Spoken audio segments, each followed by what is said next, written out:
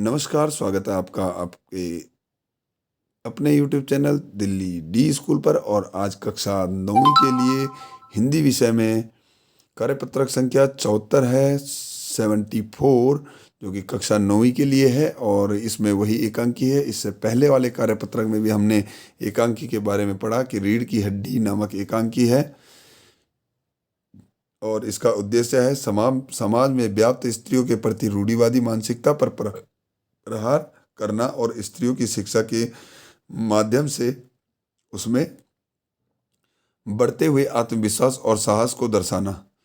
पिछले कार्यपत्रक से आपको पता चला कि घर में लड़की को देखने आने वाले हैं और घर के सभी लोग उसकी तैयारी में परेशान हैं। अब आगे पढ़िए। तो जो पिछला कार्यपत्रक था वहाँ पर देखा कि सभी तैयारी कर रहे हैं, कमरे को सजा रहे हैं। रामस्वरूप क्या करते हैं और जो मालकिन होती है प्रेमा वो क्या करती है, अब देखते हैं यहाँ पे कि रामस्वरूप बोलता है, क्यों ये रतन, क्योंकि धोती मंगाई थी, वो बोल रही थी कि धोती क्यों मांग रहे हो, तो रामस्वरूप बोलता है मैंने कहाँ मंगाई धोती। तो फिर रामस्वरूप बोलता है कि क्यों ये रतन, तेरे कानों में डांट लगी है क्या? मैंने कहा था धोबी के यहाँ से जो चद्दर आई है उसे मांग ला। अब तेरे लिए दूसरा दिमाग कहाँ से ले आऊं? उल्लू कहीं का। प्रेमा, अच्छा, जा पूजा वाली कोठरी में लकड़ी के बक्से के ऊपर धुले हुए कपड़े रखे हैं, है ना, उसी में से एक चद्दर उठा ला। तो रतन, और देरी, और दरी। रतन बोलता है और दरी। तो प्रेमा बोलती, दरी यहीं तो रखी है कोने में, वह पड़ी तो है। तो रामस्वरूप दरी उठाते हुए, और बीबी जी के कमरे में से हारमोनियम उठा ला और सितार भी, जल्दी जा। रतन जाता है। पति पत्नी तख्त पर दरी बिछाते हैं। तो अब प्रेमा क्या करती है? यहाँ पे प्रेमा बोलती है, लेकिन वह तुम्हारी लाडली बेटी के को मुंह फुलाए बैठी है। क्यों मुंह फुलाए बैठी है? तो तुम्हारी लाडली बेटी है वह मुंह फुलाए बैठी है। तो रामस्वरूप बोलता है मुंह फुलाए, और तुम उसकी माँ किस मर्ज की दवा हो? जैसे तैसे करके तो वे लोग पकड़ में आए हैं। अब तुम्हारी बेवकूफ़ी से सारी मेहनत बेकार जाए तो मुझे दोष मत देना। तो प्रेमा क्या बोलती है? प्रेमा बोलती है, तो मैं ही क्या करूं? सारे जतन करके तो हार गई।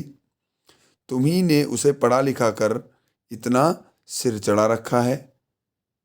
मेरी समझ में तो ये पढ़ाई लिखाई के जंजाल आते नहीं। अपना जमाना अच्छा था, आई पढ़ ली, गिनती लिख ली, और बहुत हुआ तो स्त्री सुबोधिनी पढ़ ली। सच पूछो तो स्त्री सुबोधिनी में ऐसी ऐसी बातें लिखी हैं, ऐसी बातें कि क्या तुम्हारी बीए एमए की पढ़ाई होगी। और आजकल के तो लक्षण ही अनोखे हैं। रामस्वरूप बोलता है, ग्रामोफोन बजा होता है ना, बाजा होता है ना। तो बोलता है ग्रामोफोन बाजा होता है ना। तो प्रेमा बोलती क्यों? तो रामस्वरूप बोलता है दो तरह का होता है, एक तो आदमी का बनाया हुआ, उसे एक बार चलाकर जब चाहे तब रोक लो, और दूसरा परमात्मा का बनाया हुआ, रिकॉर्ड एक बार चढ़ा तो रुकने का नाम नहीं। किसको बोलता है? अपनी पत्नी प्रेमा को बोलता है। प्रेमा बोलती है हटो भी,